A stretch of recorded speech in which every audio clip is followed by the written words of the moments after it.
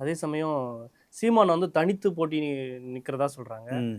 தனித்து ஆனால் அங்கே இருக்க கட்சியில் இருக்கிற நிறைய உறுப்பினர்கள் என்ன சொல்கிறாங்கன்னா, தனித்து இனிமேல் நிச்சா இனிமேல் கூட்டணியில் இருக்கிற எல்லா உறுப்பினரும் வெளியேறுவாங்க, அவருக்கு பலவீனம் தான் அப்படின்னு சொல்கிறாங்க. அது நீங்கள் எப்படி பார்க்குறீங்க? இல்லை, அவர் தனிச்சு நின்னா தான் அவருக்கு பலம். எங்கேயாவது கட்சியில் சேர்ந்தாருன்னா இருக்கிற கட்சிக்காரங்க அங்கேயே சேர்ந்துருவோம். வைகோ நிலைமை வந்துடும். வைகோ இப்போ 1% ஓட்டு தான் இருக்கு. ஏன் திமுகவை எதிர்ப்பது தான் அவர் கட்சி ஆரம்பிச்சார். திமுகவை எதிர்த்தா தான் தன்னுடைய சர்வேபிள்னு திமுகவிலேருந்து தான் அவர் எல்லாம் வந்தான். இவரே திமுக சேர்ந்தார், அங்கேயே அவனே செட்டில் ஆகிட்டான். இப்போ வைகோ மட்டும் தான் வெளியே வந்தார். வைகோன்னு சொல்கிறார், மதிமுகன்னு சொல்கிறாரு. திமுக காரம் பூரா திமுகவுக்கு போயிட்டான். அதே நிலைமை தான்.